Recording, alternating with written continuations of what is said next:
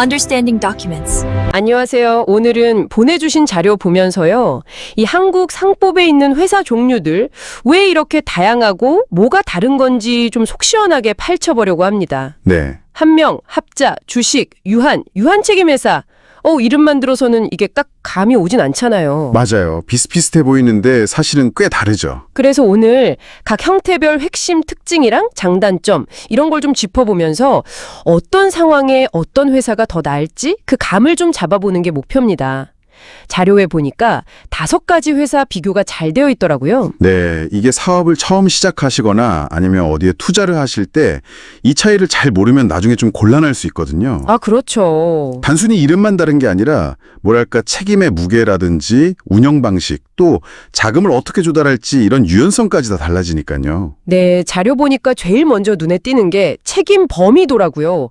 이게 가장 큰 차이인가요? 네, 맞습니다. 그걸 기준으로 보면 좀 명확해져요. 특히 한명 회사는 와, 이거 좀 놀랍던데요.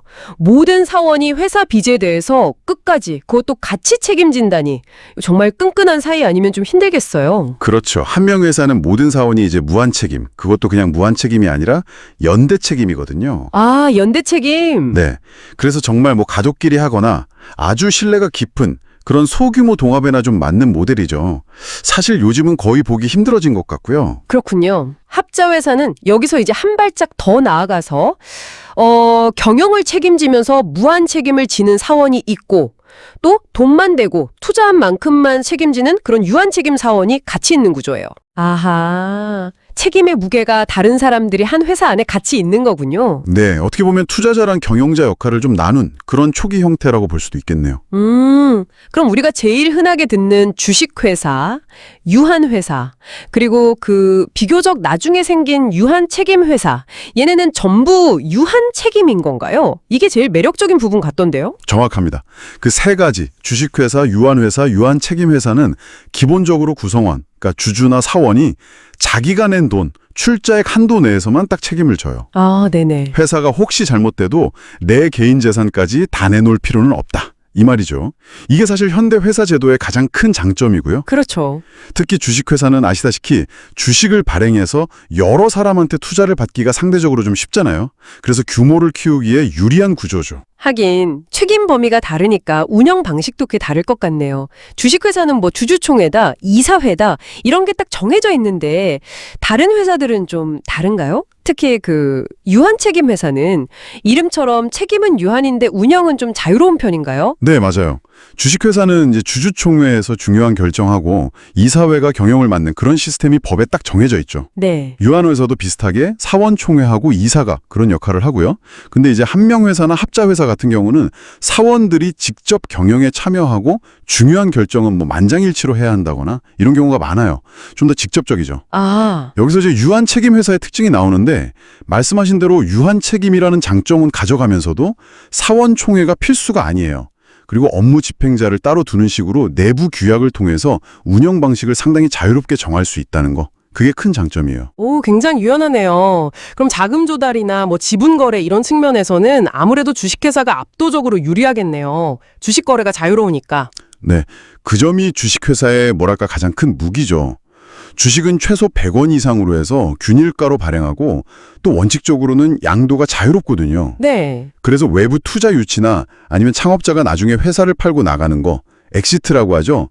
그런 게 훨씬 쉬워요. 아. 반면에 다른 회사들, 한명 합자 유한회사는 물론이고 방금 말한 유한책임 회사까지도 자기 지분을 다른 사람한테 넘기려면 다른 구성원들 전원의 동의나 승낙이 필요한 경우가 대부분이에요. 아, 전원동이요? 네, 그러니까 굉장히 폐쇄적인 구조죠. 외부 자본을 쉽게 끌어오거나 내 지분을 현금화하기가 좀 어렵다는 뜻이에요. 아, 그렇다면 유한책임회사는 운영은 유연해도 지분 거래가 어렵다는 단점이 분명히 있네요. 그럼 어떤 경우에 이 형태가 좀 매력적일까요? 자료에도 보니까 기술 스타트업 같은 곳이 언급되던데요. 네, 예를 들면 소수의 전문가들이 모여서 각자 전문성을 살려서 좀 유연하게 협업하고 싶은데 그렇다고 한명 회사처럼 무한 책임지기는 부담스러울 때, 그럴 때 괜찮죠. 아하. 주식회사처럼 뭐 형식적인 기관 운영에 얽매이지 않고 빠르게 결정 내릴 수도 있고요. 그래서 말씀하신 대로 기술 스타트업이나 아니면 뭐 벤처 캐피탈 펀드 같은 곳에서 활용될 수 있겠죠. 근데 다만 아까 말씀드린 것처럼 나중에 투자를 크게 받거나 M&A 같은 거나 할 때는 이 폐쇄성 때문에 좀 문제가 될 수도 있다는 점, 이건 꼭 생각해야 돼요. 네, 이제 좀 그림이 명확해지는 것 같습니다. 결국은 큰 투자 유치하고 성장의 목표다. 이러면 주식회사. 그렇죠. 좀 소규모로 시작하면서 운영은 좀 편하게, 그러면서 책임은 제한적으로 지고 싶다? 이러면 유한회사나 유한책임회사. 네, 상황에 따라 고려해 볼 수 있죠. 그리고 정말 끈끈한 신뢰 관계가 중요하다? 그러면 한 명이나 합자회사. 각자 상황에 맞게 잘 골라야겠네요. 오늘 자료 덕분에 이 5가지 회사 형태의 핵심 차이점들, 그러니까 책임 범위, 운영 방식, 그리고 지분 이동성, 이 3가지를 확실히 비교해 볼 수 있었습니다. 네, 맞습니다. 이게 회사 형태를 정하는 게 단순히 서류 작업이 아니거든요.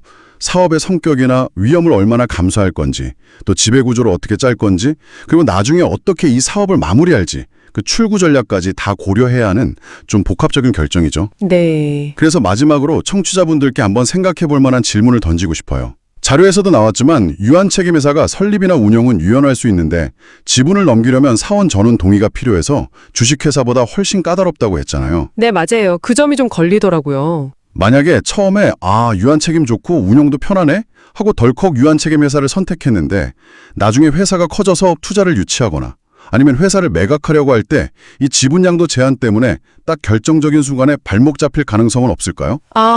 시작할 때 편했던 점이 나중에는 오히려 좀 족쇄가 될 수도 있다는 거. 한번 진지하게 고민해 볼 필요가 있겠습니다. 와, 그 지분 정리 문제는 정말 중요하겠네요. 단순히 설립할 때 편한 것만 볼 게 아니라 이 회사가 커나갈 때 단계별로 어떤 구조가 유리하고 또 불리할지 전체 그림을 봐야 한다는 말씀이시군요. 네, 바로 그겁니다. 네, 청취자 여러분께서도 이 점은 꼭 기억해 두시면 좋겠습니다. 오늘 명쾌한 설명 정말 감사합니다. 네, 감사합니다.